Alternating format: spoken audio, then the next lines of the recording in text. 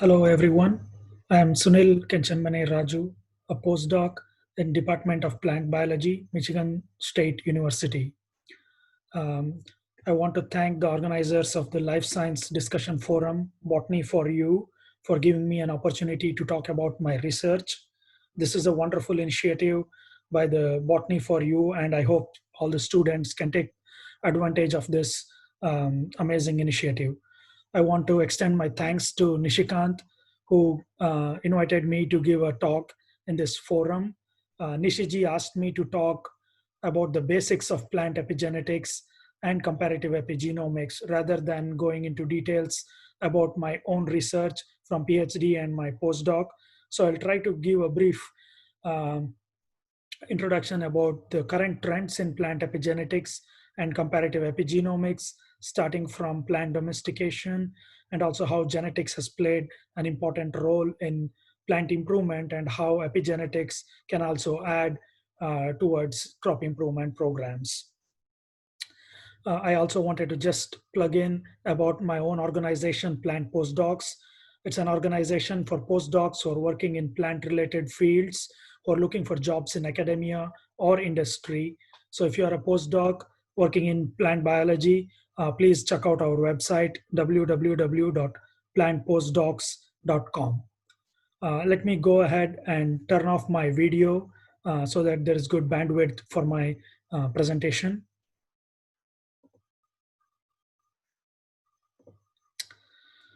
Okay, so before jumping into epigenetics or comparative epigenomics, I want to start with domestication and about genetics.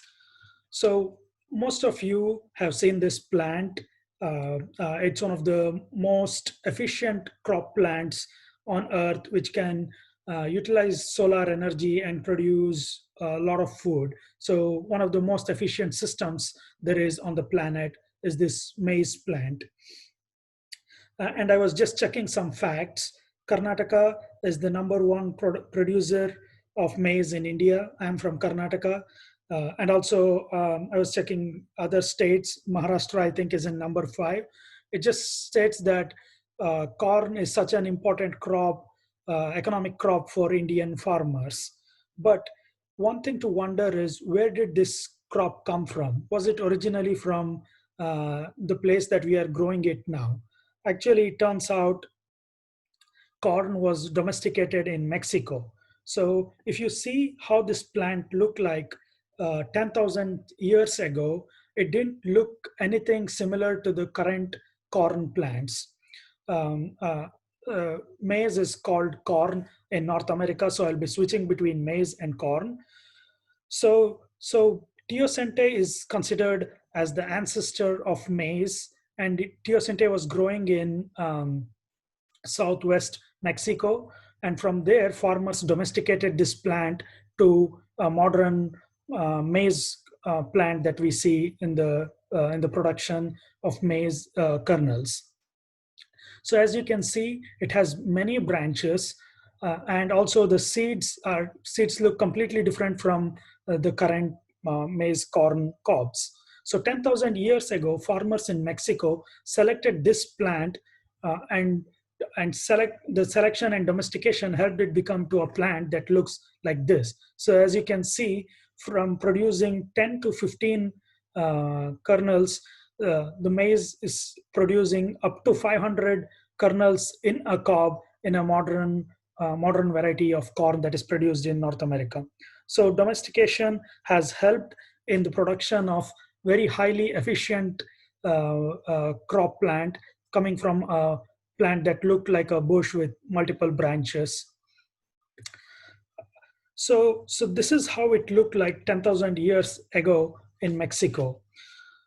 It didn't look anything like modern corn. So how does domestication work? So there are multiple important domestication traits that the farmers at that time used to select plants that we are currently consuming in the modern world.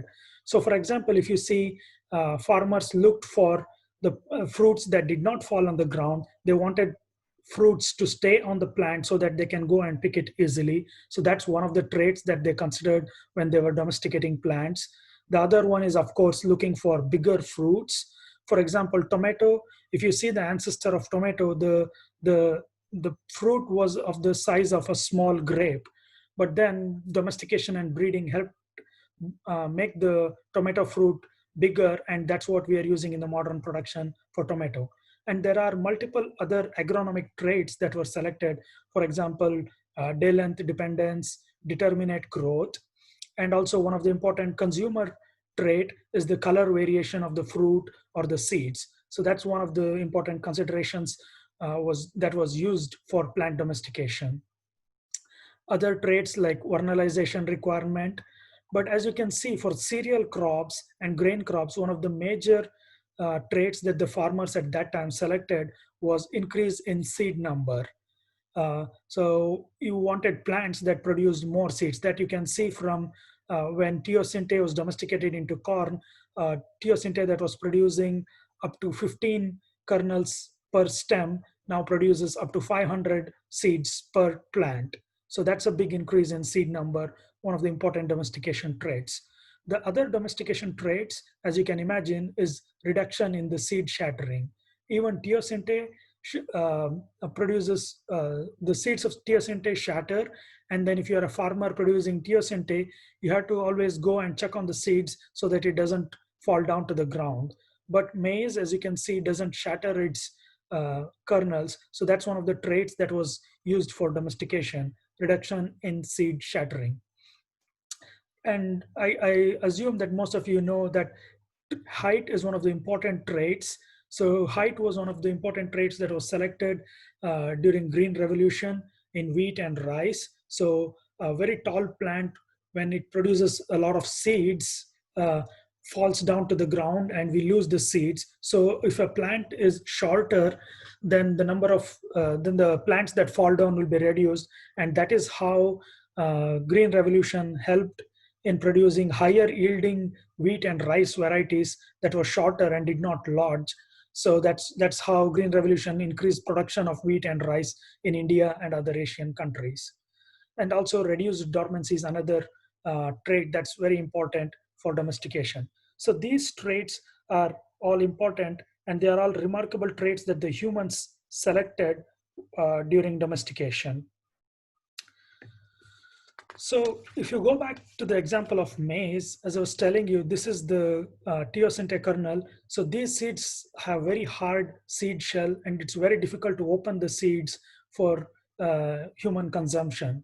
So what is happening here is, if you see the change of a teosinte into a plant, into a cob that looks very similar to modern maize, there's very few genes that are changed. So if you change these three genes, teosinte branched 1, teosinte gloom architecture 1, and enhancer of teosinte branched 1. So if you change these three genes in teosinte, you can flip the teosinte cob inside out so that the hard gloom part goes inside. So basically this inside part is what was outside in the teosinte. So these three gene changes can make teosinte back into something very similar to what a modern corn looks like. So what these suggest is that very few changes in genes can lead to domestication. So if you think about how these mutations help, if you have a mutation, this creates variation, and then some of the unfavorable mutations, those are selected against, but favorable mutations are reproduced, and they are more likely to survive and reproduce and increase their frequency in the population. So if you take an example of a field that is growing a lot of sorghum plants, if you can see here that one of the plant looks different. Actually, this one is an example of a reversion of DW3, but if it's an important trait that is required, then farmers can select this plant, use these seeds, and then grow more, and then see why this plant is better than the other plants. Similarly, if you think about disease resistance, this is an example from chickpea plant with root rot disease. The plants which are brown are dying because of the root rot disease. So if you can imagine a field which is devastated by this root rot disease, you can have some plants which are resistant to this disease. So these plants, if you collect the seeds from these plants, they will have a genetic change that allows them to be resistant to whatever disease that killed this whole plot. So this is how breeders are using genetic variation in using it for crop improvement programs. So how do breeders do this, right? So what happens is, if you imagine a field with corn plants, uniform field, so and then only one of the plant, which is called a mutant, shows a different trait. So in this case, it's a dark green leaves here. So what breeders do is they want to exploit this genetic variation. So to do that, they first check whether this mutant is true breeding. That means, is if you take a seed from this plant, do you see all the progeny show similar phenotypes? And if that is true, then you can go ahead and cross it with a wild type plant. A wild type plant is a regular plant. As you can see here, this is the plant that we started with. So when you cross these two back, and in the F1, both the chromosomes of one chromosome from the mutant and one chromosome from the wild type plant is in the F1. So when you go to the F2, you see segregation for this trait. As you can see here, some of the plants in the F2 generation show the trait of one of the parent, and most other plants show the trait for the wild type plants. So here you can do two things. One, you can go back and sequence all the plants that show the phenotype of the mutant, as well as phenotype some of the plants that look like wild type, and see what is the genetic change that is causing this phenotype. So this way you can get into the understanding of the gene function using these gene mutations.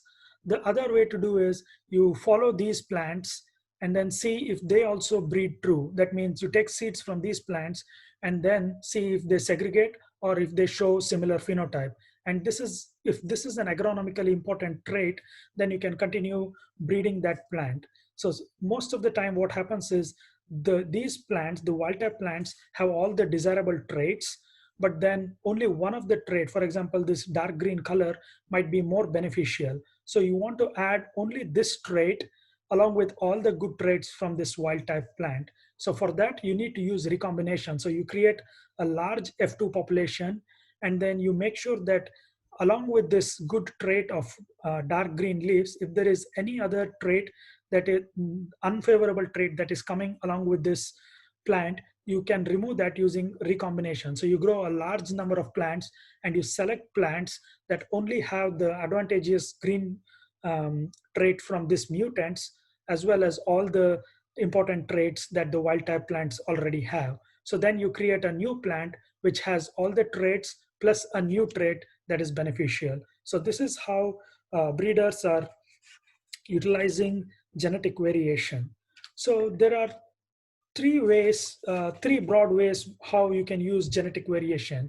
One is the using naturally available genetic variation. So you have a field or you have a wild site where your plant is growing, and you see a mutant plant that shows a desired character. So you take that plant and breed that plant, or you use that to understand the function of the gene that is being changed to give this trait. So that is using natural variation for crop improvement. The other way to do is take seeds from one of the wild type plants, and then use chemical or physical treatments to induce mutations.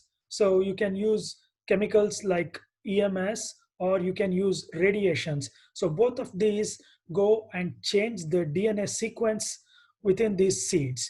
So then if you grow them out, so when you treat the seeds, it's called the M0 generation, and then you go and grow them out from the seed. And in this case, you usually do not see much phenotypes, because the mutation that you do will be heterozygous here. So only dominant traits will be seen here, and recessive traits will not be visible. So when you go to M2 generation, you see some plants which show different phenotype than the selection of the see the selection of the plants you had before as wild type. So then you can select this plant. You can either sequence the plant and see what is going on, or you can follow up and then see if this trait is breeding true with further generations. So this is called mutation breeding. So you can use either chemical mutagens or physical treatment to induce genetic mutations and then follow them up, and then use there are multiple ways to test and see which gene is affected and how it functions in giving these traits. I will not go into those details, but this is how mutation breeding works. And the third and the most used nowadays is using genome editing, or basically using transformation. So you can use any plant species that is amenable to transformation, and then you can use CRISPR-Cas9, which is the most widely used method now. And then you can induce a change in the gene, um, and then have genetic variation come from the transformation. So what you're basically doing is there are uh, two broad generalizations here. One is that you can have a cisgenic from a transformation. For example, you can take this plant, which is, for example, if this is a corn plant, you take this plant and then use CRISPR-Cas9 to go in and mutate a gene that is already present in this plant. So by mutating that gene, you're creating a new function for that gene. Either the function of that gene is it's no longer working now, so it's a knockout of that gene, or you're changing the expression of that gene so that the gene does a little different from what it used to do before. So that is called cisgenics, because you're not introducing a gene from outside source. You're just manipulating the gene within this plant. You can also take genes from other plant species, clone them into bacteria, and then also transform them back into this plant and have that gene express a protein and give a phenotype which is different from all the other plants. So that is called transgenics. You can either use a gene from a different plant, or you can use genes from bacteria. One of the examples is the Bacillus thuringiensis that is used in BT cotton. So you can either use transgenics or cisgenics to edit the genome, and editing a genome also creates extra variation that the plant breeders can use in crop improvement programs. So these are the ways that the breeders are using variation for crop improvement. But there are a lot of limitations and bottlenecks. So one of the things is, by through domestication and plant breeding, we are depleting genetic variation from critical from our important crops. So this is affecting how the crops can adapt to stress and climate changes. So here again, going back to the maize example. So if you imagine teosynthase having different genes, different color mean different genes here. So when I talk about a neutral gene, that means it's the repertoire of all the genes that is present in the genome. So teosinte, for example, had these many genes, and through domestication, you're only taking some genes in the land races. By land races, it's usually the wild varieties that the farmers use and not the commercial modern cultivars that are used for agriculture. So from land races, when you're going from land races but through plant breeding into modern inbreds, you can see that you have lost some of the genes that is present in teosinte as well as the land races. So what happens is, in domestication genes, so if this is a favorable domestication gene, then through domestication, you're only following that gene. And then in the modern inbreds, that gene is in higher frequency compared to all other genes. So one of the examples in teosinte is the teosinte branched one gene, for example, that was targeted. So then maybe these modern inbreds have higher frequency of that particular allele or that particular gene.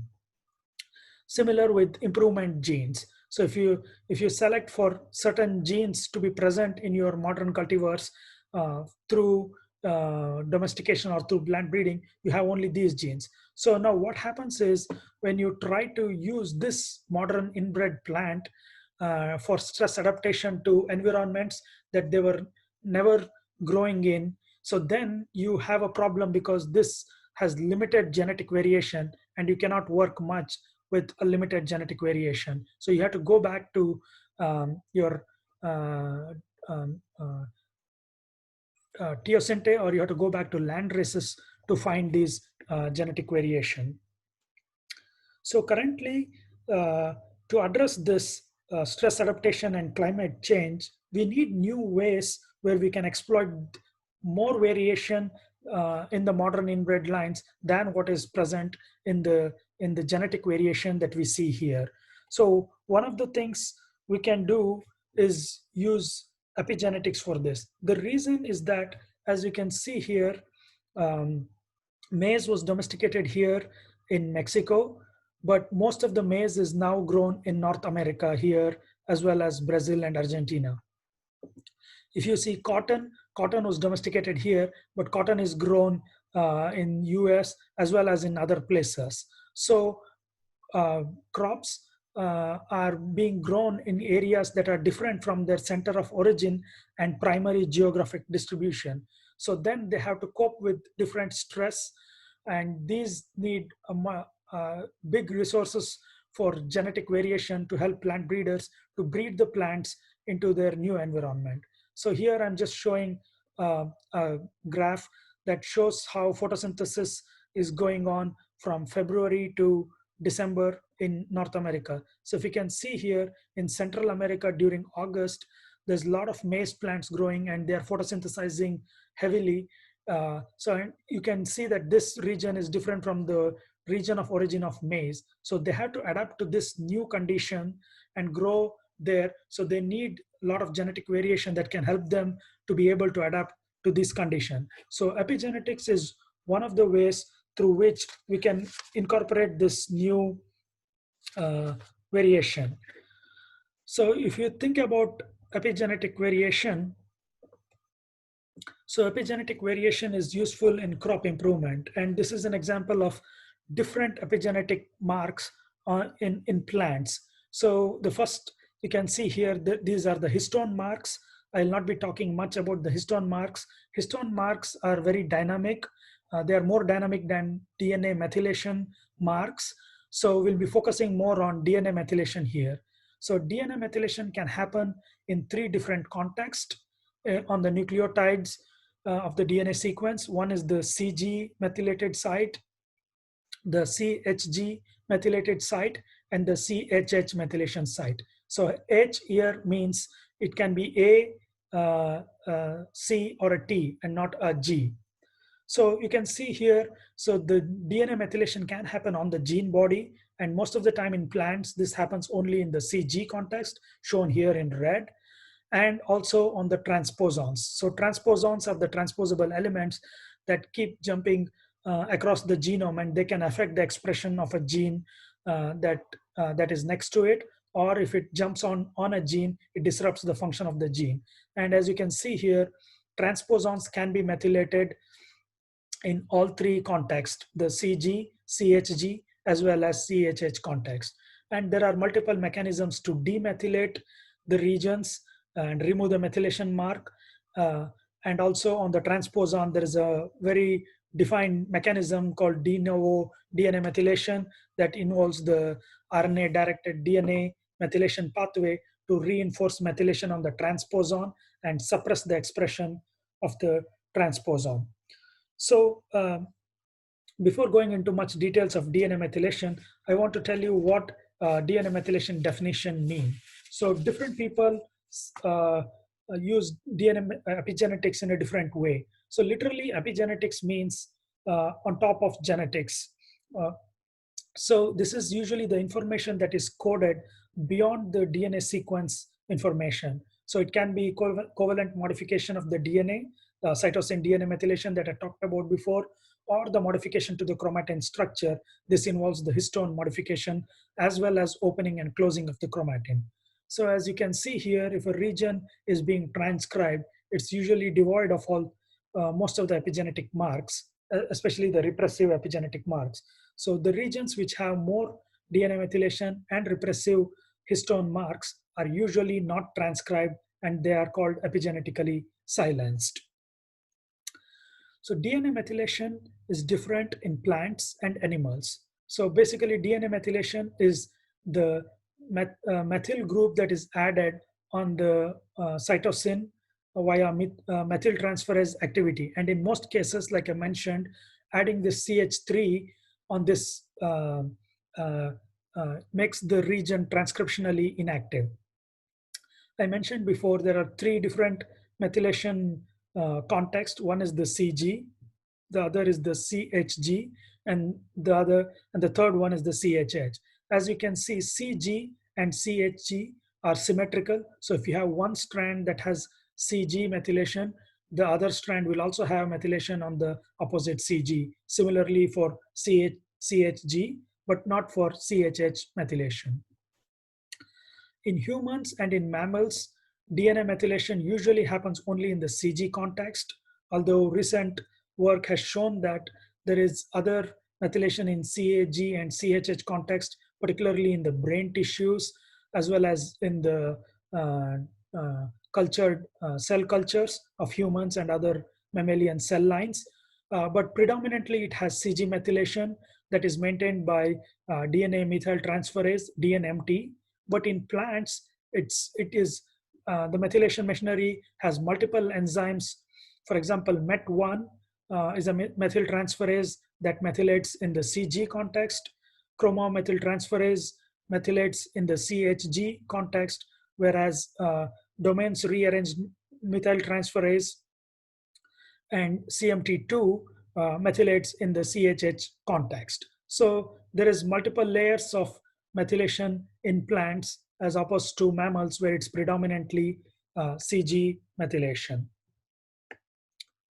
So then how is having an epigenetic modification help in plants in producing phenotypes? So earlier I talked to you about having a genetic mutation and how you can use this genetic mutation in crop improvement or in understanding the function of the gene. So you basically take this plant, cross it back to a wild type, and then sequence take the progenies in the F2, look at their phenotype, and then sequence them to see where the mutation lies.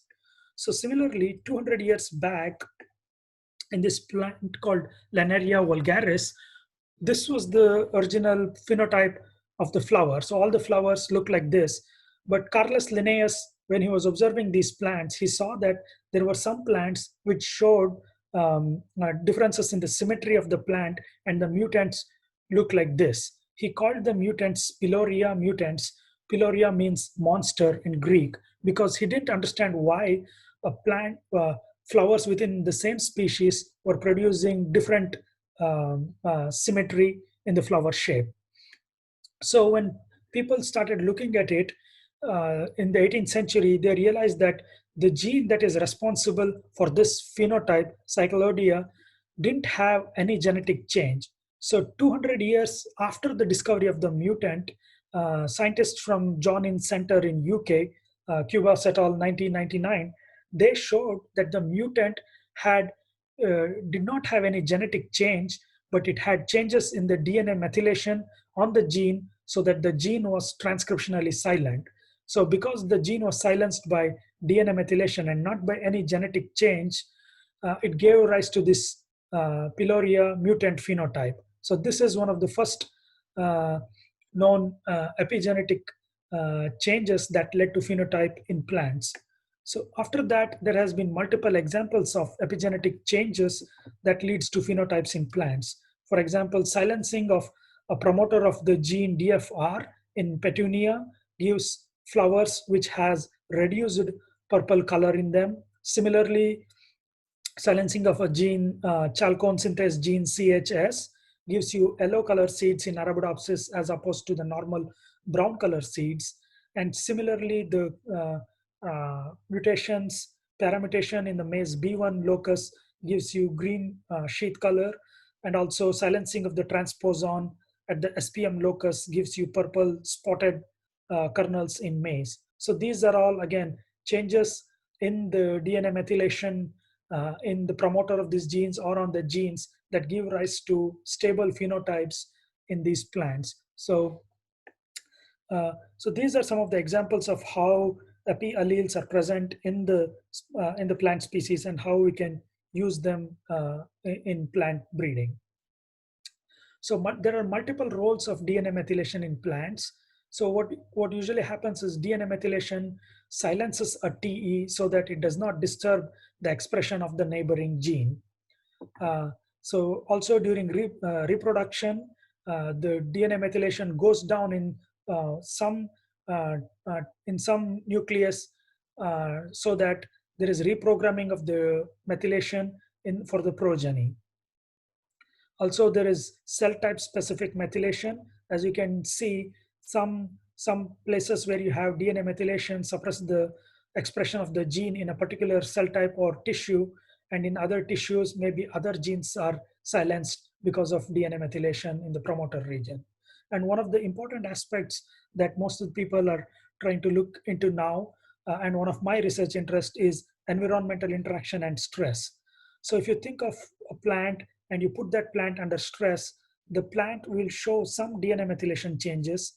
And if you take seeds from that plant into the next generation, and if you continue with the stress, you of course will have all the changes, all the DNA methylation changes there. But even if you put them under control conditions, some of the DNA methylation changes will still remain. So this will help for the progeny to remember the stress, and in the future, if the plant is exposed to stress, they can perform better because of these DNA methylation changes.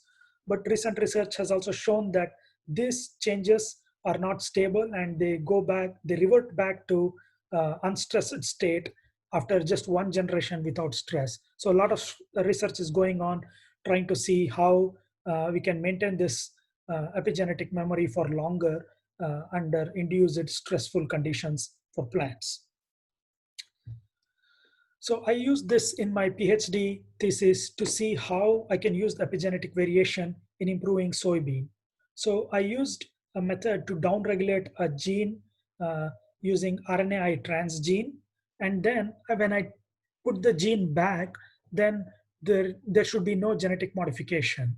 So then I'm just looking at if there is any other changes in the genome that is caused by removing this gene using RNAi.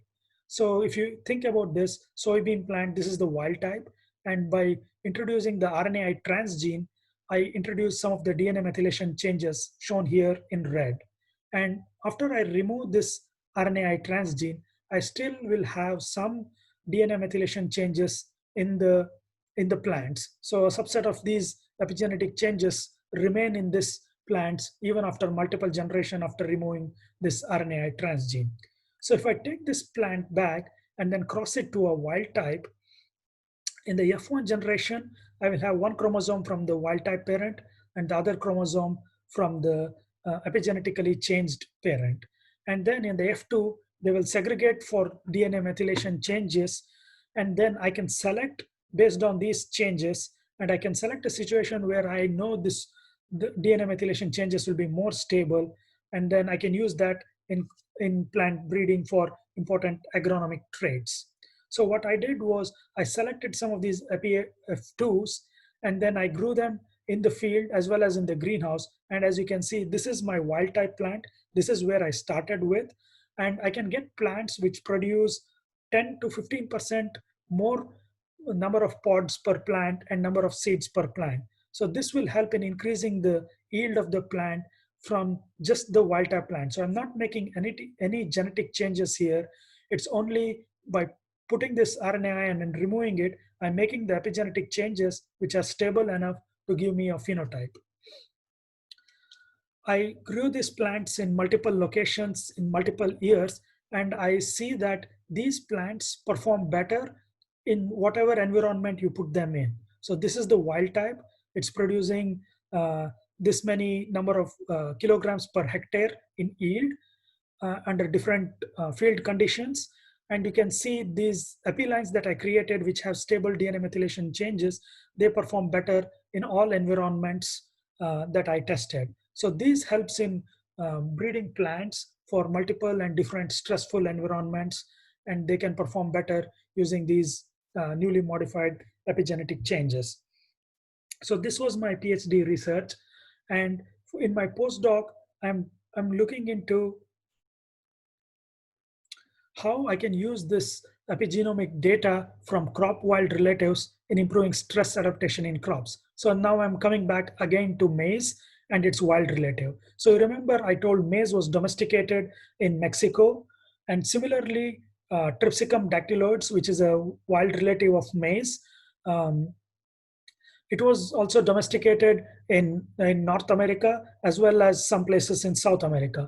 But this plant, Tripsicum, was already colonized North America even before maize was domesticated and started, and people started growing them in North America.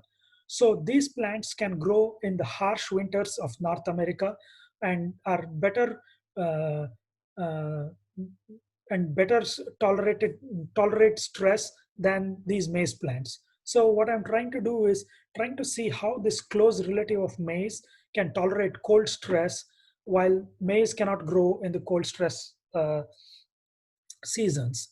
So I'm using a nanopore and Illumina sequencing to build the genome for this plant in collaboration with others in Department of University of California, Davis, as well as Iowa State. And once we have the genome, we are also developing DNA methylation for these plants, as well as looking at chromatin accessibility using a technique called attack-seq. And then we'll also look at gene expression changes.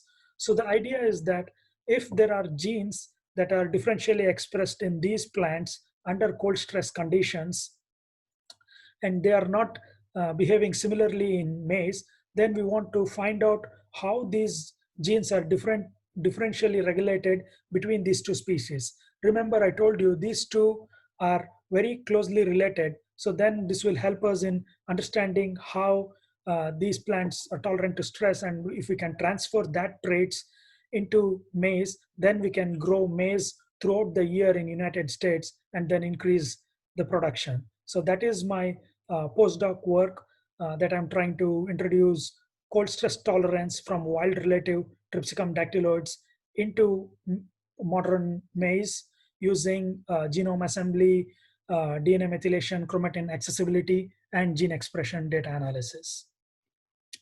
So in the last few minutes, Nishiji asked me to talk about how one can explore opportunities to get into agriculture biotechnology in United States. So the first thing that I would think is important is the preparation. So you have to know what interests you. Do you want to go into a university to do research, or do you want to go into a university for teaching, or if you want to go to an industry and do the and join the research team there. So that is important to differentiate and understand what you want to do, and that will help you narrow down how you want to take steps towards your goals. So the second important thing is to develop your skills. So research skills, the most important research skills for agriculture biotechnology currently is the computational skills using machine learning, and quantitative genetics is evergreen field. So if you learn quantitative genetics or plant breeding, you're always well sought after in the industries as well as in academics in US at least. And newly, plant phenomics is gaining a lot of attention. So learning how to analyze high throughput phenomics data and also developing new tools to get these data is also getting very important. So when I talk about computational skills or coding skills, you have to have some knowledge about coding languages. At least one of the language may be Python or R. So there are multiple sources of places where you can gain this knowledge nowadays using either Coursera or EDX. And then the other important skill is writing skills. So writing articles or writing applications is a very important part of the job in agriculture biotechnology. So you have to improve your writing skills.